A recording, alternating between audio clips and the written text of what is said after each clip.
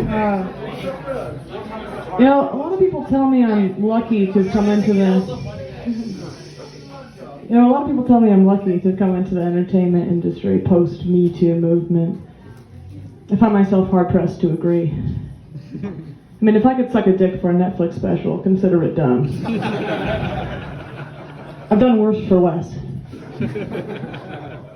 I think having sex for money is a fantastic idea. I'm totally confused by how taboo it is in our society, especially considering it's the basis for so many marriages. A friend of mine back in Toronto used to give happy endings for cash. I remember her bemoaning her clients because even though they were paying her, they were still exploiting her for her body. I said, yeah, Sarah, that's the point. It's sort of a transactional thing. That'd be like if I walked into the grocery store, bought a can of beans, and the cashier looked at me and said, how could you? Really, I thought you were better than this. Don't get me wrong, if she were doing this out of necessity, it absolutely would be exploitation, but this chick's end of the year goal was to buy a Cartier handbag. She said, I think it'll be empowering, force for good, for me to buy myself a purse. I said, I think there's probably a couple of kids in Cambodia who would beg to differ. But I mean, you want to talk exploitation, let's talk sweatshops. Let's not. It's a comedy show, and I'd rather not think about what kind of personal hell the kid who made my t-shirt went through.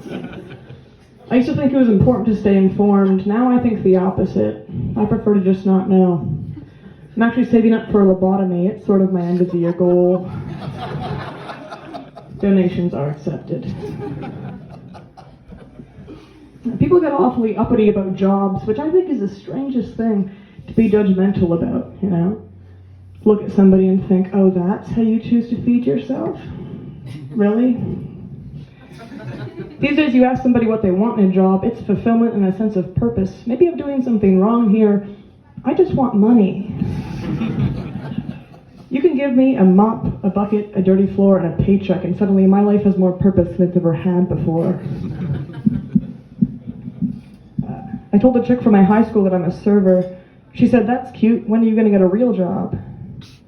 I looked at her LinkedIn profile. Turns out she's a social media coordinator for RBC. I said, when are you going to get a real job? You get paid to fake it. I mean, I didn't say that, but I wish I did. I did. I got into the lucrative industry of waitressing in a mini skirt a few years ago. Never looked back. Before I found my calling in roadside diners and brew pubs, I actually went to school for food science, which sounds like a made-up degree, and honestly, it might as well be. People ask me what I got from it. I say fun facts.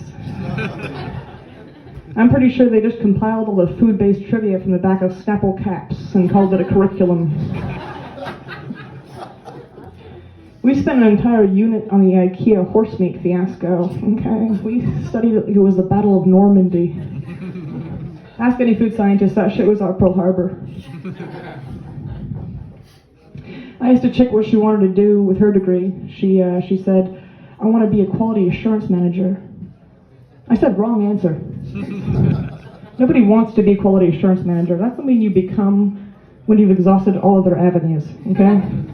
Something you become when you've realized and you come to terms with the fact that your real dreams are too lofty. You become a quality assurance manager. It's not something you aspire to be. Speaking of aspirations, I've decided to stop having them.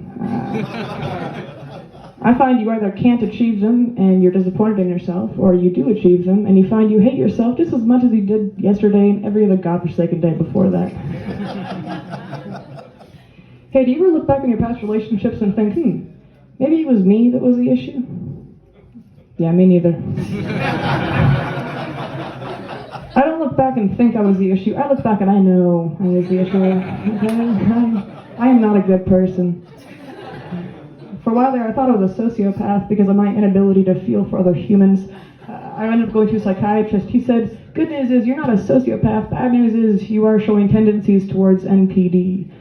Narcissistic personality disorder, for those of you who love yourselves enough to not have flipped through a DSM-5 before. I can tell you right now, that felt really good, you know, having a medical professional walk in, look at his clipboard, and say, yep, I officially diagnosed you as a bitch. Stage 4, too, so unfortunately we can't do anything about it. If only we'd found out sooner. Meanwhile, my exes are in the waiting room, like, we tried to tell you. Thank you. Ladies and gentlemen, Emily.